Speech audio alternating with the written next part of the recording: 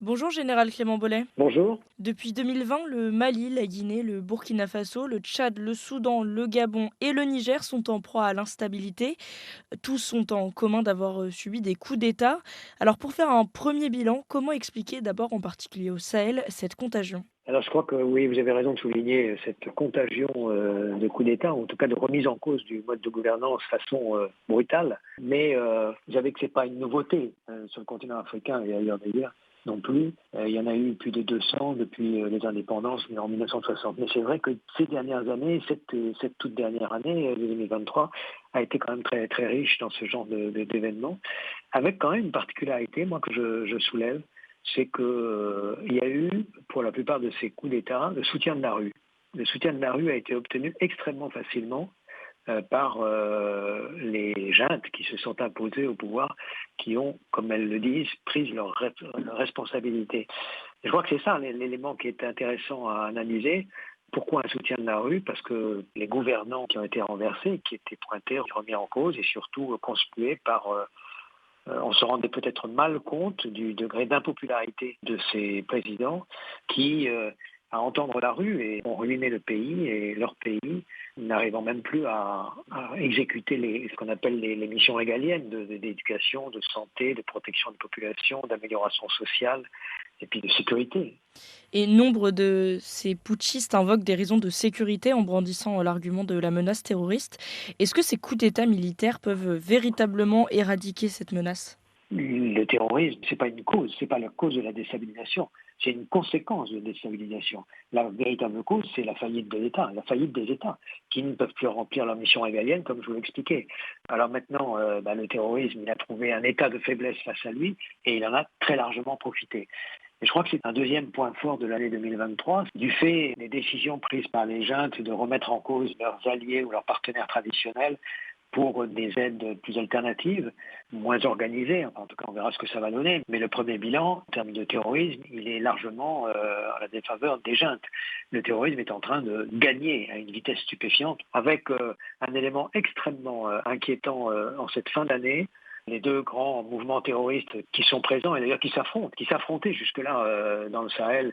Je parlais d'AQMI, Al-Qaïda ou Maghab islamique, avec ses composantes, Yagat Ghali et ses Touaregs du GSIM, ou Amadou Koufa de la Katiba Massina et de toutes les autres Katibas. Donc ça c'est vraiment Al-Qaïda. Et puis vous avez de l'autre côté l'État islamique. Les deux sont des sunnites de rite en balite, les deux mouvements, mais se combattent pour une interprétation de la mise en place de la religion musulmane. Et ce qui y a de très inquiétant, c'est qu'alors qu'ils s'affrontaient jusque-là, depuis un mois environ, on a eu les premières alertes. Il semble que dans la partie des trois frontières notamment, donc Mali, Niger et Burkina Faso, et en particulier Mali-Niger, il n'y ait plus rivalité, mais regroupement de ces deux mouvements pour être plus efficaces dans leurs attaques. Et les premiers bilans qu'on a eus font froid dans le dos. Alors maintenant, pour répondre directement à votre question, est-ce que les jeunes sont capables de contrer ça? Mon point de vue de militaire professionnel, non, ils sont très très loin de pouvoir arrêter ça. Alors chacun a choisi sa façon de procéder. Les uns ont accepté donc des partenaires alternatifs. Je peux parler de Wagner. Cette aide-là, elle coûte très très cher au pays, très très cher aux jeunes, qui pourtant, quand on voit la situation économique du pays, n'ont pas besoin de ça. On parle pour le Mali de 10 millions de dollars mensuels pour les 1000 et quelques soldats de Wagner qui seraient présents. Donc ça coûte très très cher au pays et les résultats sont loin d'être probants. D'autres ont choisi, comme le Burkina Faso, de responsabiliser la population elle-même, là où normalement c'est l'outil de défense et de sécurité donc c'est la mission qui doit protéger les populations, a pris le système des volontaires de la défense de la patrie, des VDP, en gros des milices populaires, levées dans les villages, armées, mal formées. Le remède est presque pire que le mal, parce que quand on entend parler des exactions qui se passent, très manifestement, ces jeunes ne sont pas suffisamment solides pour contrer ce terrorisme qui finalement est le grand gagnant de l'année 2023. Et sur le plan régional, on sait que la CEDEAO a réagi à ces putschs en les dénonçant et en imposant des sanctions. Est-ce qu'aujourd'hui on assiste à un rapport de force où c'est la CEDEAO d'un côté et les juntes militaires de l'autre? Je crois que c'est aussi un point fort de l'année 2023.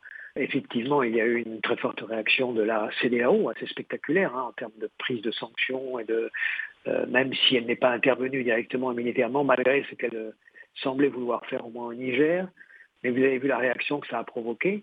Mali, Burkina Faso et Niger, ont décidé d'une alliance, l'AES, l'Alliance des États du Sahel, d'abord à vocation sécuritaire, et sont en train d'examiner une dimension politique, une dimension économique. Et donc on se demande si cette AES ne serait pas une mini CEDEAO pour les 3 pays du Sahel central. Et donc, qu'est-ce que ça veut dire tout ça? Ça veut dire qu'il y a une forme de remise en cause de cette intégration régionale qui, pourtant, au sein de la CEDEAO, avançait, se structurait. Là, 3 pays centraux, pourtant extrêmement fragiles, notamment au plan économique, ce sont des pays enclavés, donc qui dépendent forcément de leurs voisins, et notamment de leurs voisins du Sud, qui les approvisionnent. Donc, il y a vraiment un bras de fer entre l'Alliance des États du Sahel aujourd'hui et la CEDEAO. Et moi, j'en viens même à me demander si les 3 États ne vont pas aller jusqu'à quitter la CEDEAO. Ce qui voudrait dire que non seulement il n'y a pas intégration régionale dans cet espace très large, mais plutôt désintégration ou début de désintégration de l'espace régional CEDEAO. Et comment expliquer la position de la communauté internationale face à cette déstabilisation? Est-ce que les nombreuses alertes et sanctions de Bruxelles, par exemple, ont changé quelque chose? Je crois que ça traduit bien ce qui est en train de se passer sur la planète et ce qui a été révélé finalement sur le terrain au Sahel en 2023. C'est aujourd'hui l'Afrique aux Africains. Nous voulons être maîtres de notre destin.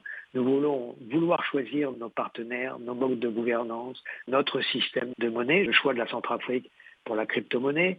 Nous voulons véritablement être maîtres chez nous. Ça ne veut pas dire d'ailleurs pour autant, vous, Occident, partez, on vous a assez vu.